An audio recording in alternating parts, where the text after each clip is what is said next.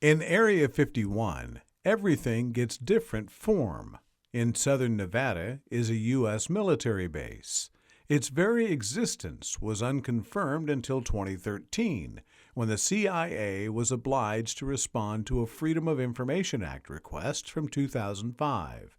Based on historical evidence, it appears that Area 51 supports the development and testing of experimental aircraft and weapons. The Dreamland Requiem. The desert floor of the Nellis Range shimmered in the October heat, a bleached expanse of alkali and scrub that seemed to erase the horizon. To the outside world, it was a void on the map, a place where the only law was the roar of afterburners and the weight of a classification system that began at top secret and ascended into bureaucratic mythology. This was Area 51, or the Ranch, Dreamland, or simply the Box.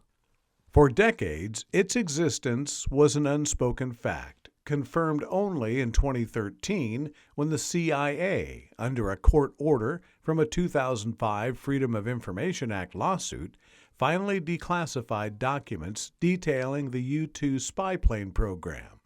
But that confirmation was a mere footnote, a nod to history.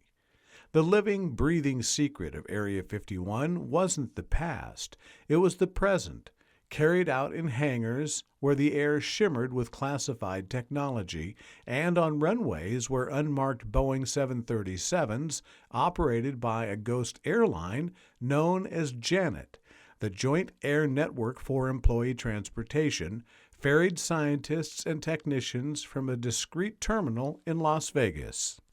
Among those passengers was David Cole, a propulsion systems engineer in his late 40s. David was a man whose life had been reduced to geometry, the precise angles of a turbine blade, the mathematical certitude of a thermodynamic equation. He was quiet, meticulous, and carried the quiet pride of a man who helped build things that changed the paradigm of what was possible. He wore a wedding ring, but his wife Elena had grown accustomed to the JANET schedule, the 4 a.m. departure from their Henderson home, the return after dark, and the unshakable wall of silence that surrounded his work. He was working on Project Palladium. Officially, it was a next-gen electronic warfare suite, a system capable of projecting holographic decoys and spoofing enemy radar so completely that a single B-21 Raider could appear as a squadron of commercial airliners or vanish entirely. The theory was elegant. The application was lethal. But on October 17, 2009, theory and application collided with catastrophic results. The accident occurred in a hangar designated 4 Sierra, one of the newer hardened structures on the southwestern edge of the base. The official sanitized report, an after-action review classified at the TS-SCI, Top Secret Sensitive Compartmented Information level, would later state that there had been a catastrophic failure of a high-energy RF radio frequency waveguide during a ground test evolution. The report listed 3 fatalities: David Cole, senior engineer, Maya Reese, RF specialist, and James J. Hollister, test pilot. The truth, as whispered among the surviving engineers over cheap coffee in the break room months later, was more visceral. The waveguide hadn't just failed, it had been subject to a cascading resonance cascade. The chamber, meant to contain the directed energy pulse, became a resonance cavity, focusing the burst into a microsecond of unimaginable power. The 3 men were at the epicenter. Maya, who had been adjusting a diagnostic sensor, was vaporized. Jay, who was in the cockpit, was killed instantly by the shockwave. David, who had been standing at a workstation near the blast door, was thrown 30 feet. He died on impact, his body found among the twisted shards of server racks and melted conduit. The response was immediate and clinical. Within 30 minutes, a specialized unit, the base's equivalent of a hazmat and crisis management team, secured the scene. Within 2 hours, the bodies were transported to the base's medical facility, a building that looked more like a forensics lab than a clinic, and within 6 hours, the families were notified, but not by a uniformed officer. The families ask. For the Cole family, the notification came from a man who called himself Mr. Sterling. He arrived at their Henderson home at 8:47 p.m., just as Elena was clearing the dinner dishes. Their son, 17-year-old Lucas, was in his room working on a college application essay. Their daughter, 14-year-old Sophia, was doing homework at the kitchen table. Mr. Sterling was immaculate, dark suit, no wrinkles, a calm demeanor that felt practiced. He introduced himself as a special liaison from the Department of Defense. He did not sit down. He stood in their living room, a space filled with family photos and David's books on thermodynamics, and delivered the news with the cadence of a press release. Mrs. Cole, it is my duty to inform you that your husband, David Cole, was involved in an accident earlier today at a secure Department of Defense facility. He sustained fatal injuries. The Secretary of the Air Force extends his deepest condolences. Elena, a high school history teacher, had spent her life interpreting texts, looking for the subtext. She heard what he didn't say. He didn't say her husband had died for his country. He didn't say he was a hero. He said he was involved in an accident. The words hung in the sterile air. "What kind of accident?" Elena asked, her voice cracking but her eyes dry, fixed on him. "I'm not at liberty to discuss the specifics, ma'am. All relevant information is classified."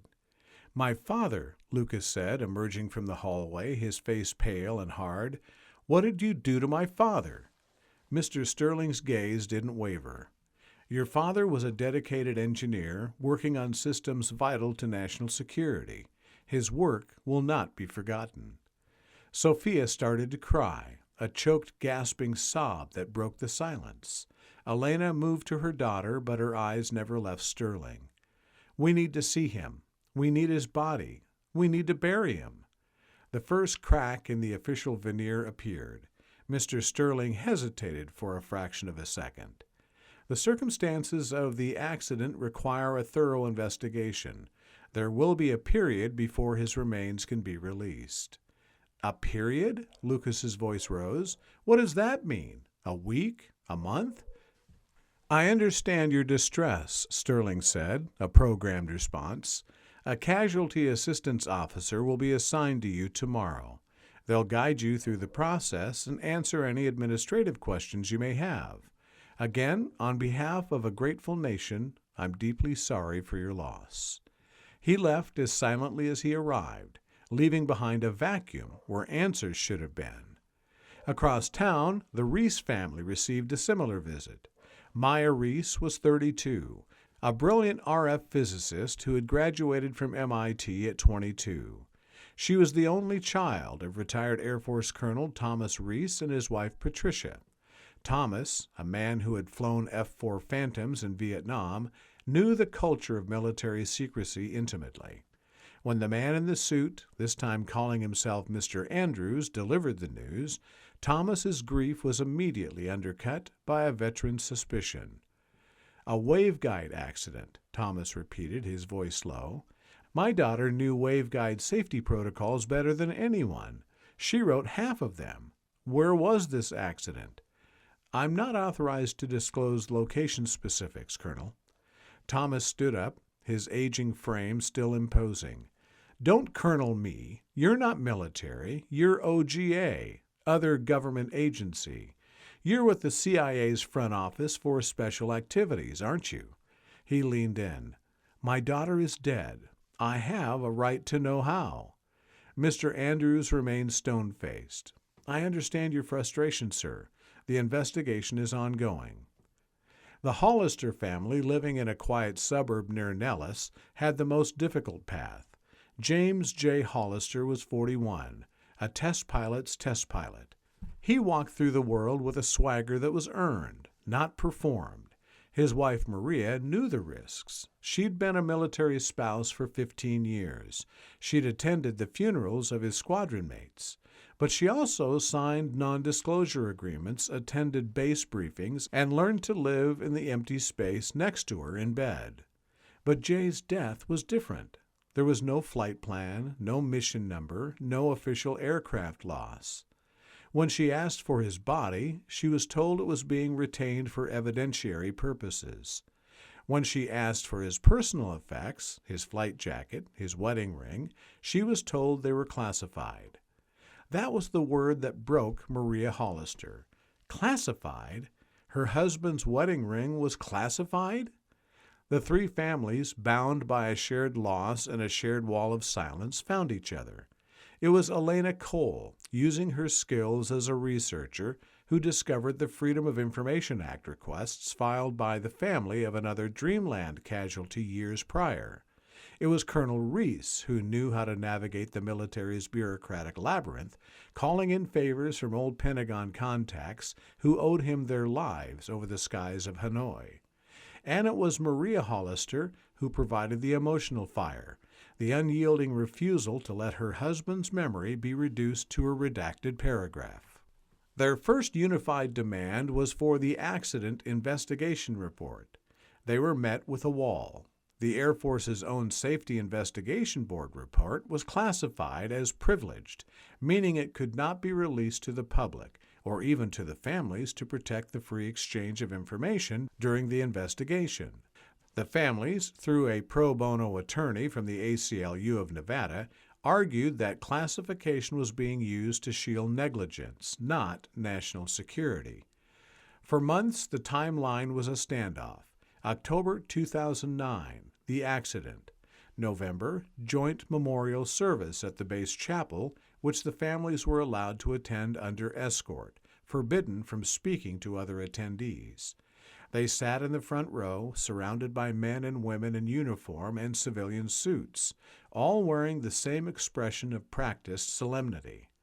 They saw the 3 flag-draped cases, but no one confirmed if their loved ones were actually inside. December, the remains were finally released. The official cause of death for all 3 was listed as blunt force trauma. For Maya Reese, given the condition of her remains, a closed casket was required. This detail, more than any other, hardened the family's resolve. A timeline of unraveling. 2010. The families formed the Dreamland Accountability Project.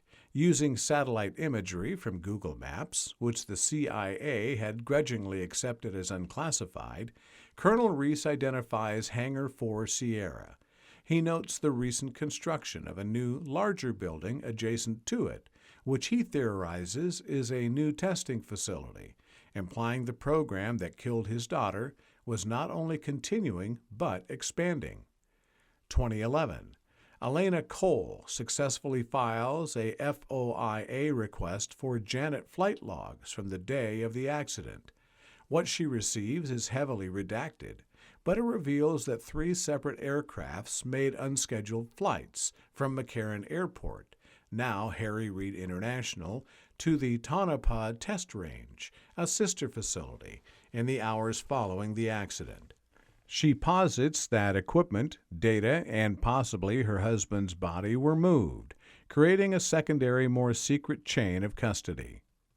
2012. Lucas Cole, now 20 and a physics major at UNLV, has a breakdown.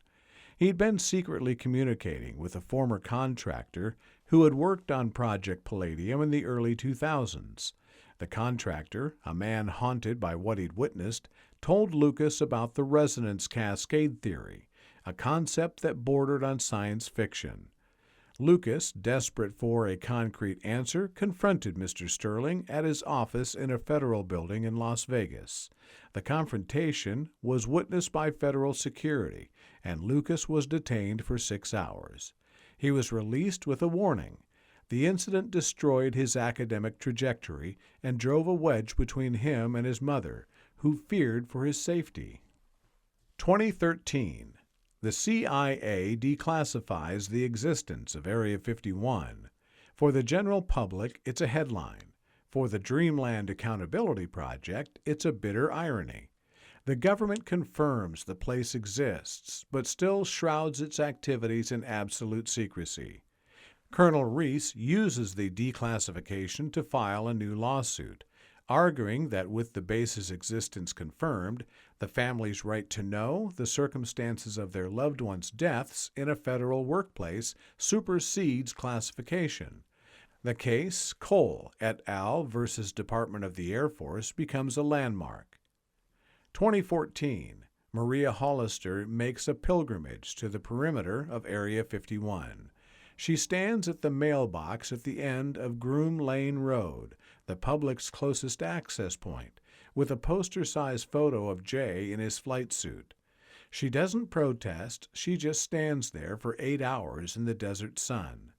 The story is picked up by the Las Vegas Review-Journal and syndicated nationally. It's the first time the accident gets widespread media attention, framing the human cost behind the conspiracy theories. 2015. The Department of Justice, fearing a court-ordered release of documents, settles with the families out of court. The settlement is not monetary, though a substantial sum is provided to each family, which they all donate to a scholarship fund for engineering students, but informational. The families are permitted to view a heavily redacted version of the safety investigation report in a secure room at the Pentagon without notes or legal counsel. What they see shatters them anew. The report confirms the catastrophic resonance cascade. It details failures in the software that controlled the RF array, a software patch that had been installed by a contractor who had been let go 2 weeks prior for missing deadlines. The names are redacted, but the timeline is clear. The families learn that David Cole had submitted a safety memo the morning of the accident, questioning the integrity of the waveguide's insulation. The memo was never acted upon. Maya Reese had noted anomalous readings in the system's baseline during her pre-test diagnostic, but had been told by a project manager, only referred to as PM7, to proceed, as the schedule was mission-critical. They left the Pentagon in silence. They had their answers, but the answers only confirmed their worst fears. It wasn't a heroic sacrifice, it was a preventable tragedy, buried under a mountain of classification to protect a project timeline and a culture of impunity. Aftermath and legacy. The years that followed were a slow, painful reconstruction. Elena Cole returned to teaching, incorporating lessons on civic responsibility and the ethics of government secrecy into her curriculum. She never remarried. She kept David's safety memo framed in her classroom, a reminder that the most important voice is often the one that speaks up before disaster strikes. Colonel Thomas Reese became a quiet activist. He spent his remaining years lobbying for a Tulloch rule for classified facilities, a congressional mandate named after a soldier killed in a training accident, requiring independent safety investigations for all military deaths, regardless of classification level. He died of a heart attack in 2018, 2 years before the provision was finally added to the National Defense Authorization Act.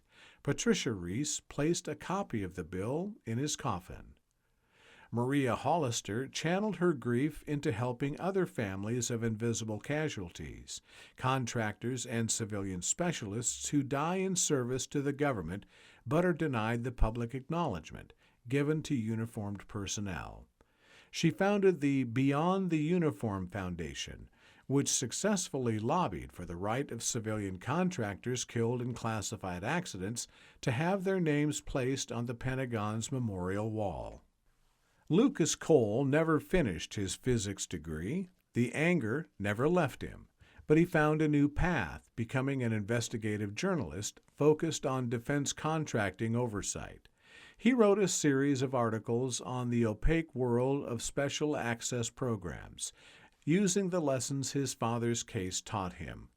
In one of his articles, he quoted the Janet flight crew's unspoken motto, What happens in the box stays in the box. He argued that for too long, the box had become a place where accountability went to die. Today, the legacy of the October 17th accident is a complex one. Area 51 remains a vital national security asset. The technology developed there, including the systems David, Maya, and Jay died advancing, continues to shape military aviation. The Janet planes still fly their silent transponder-off descents into the desert, but the wall of secrecy has been breached in small but significant ways. The independent safety provision, the increased scrutiny from watchdog groups, and the family's unyielding demand for the truth have created a new precedent. They didn't expose a UFO or uncover a shadow government. What they uncovered was more mundane and, in its own way, more profound: the human cost of a system built for secrecy. They gave names to the anonymous data points on a redacted report. They gave faces to the three silhouettes that had been erased from the official narrative. In doing so, they proved that even in the most classified place on earth, the fundamental questions of a family, what happened to the person I loved, can eventually find an answer. The truth may take years, and it may come in a sterile room at the Pentagon, viewed through a haze of redactions, but it can be found. And in the end, that was a more powerful revelation than any alien conspiracy the desert had ever conjured.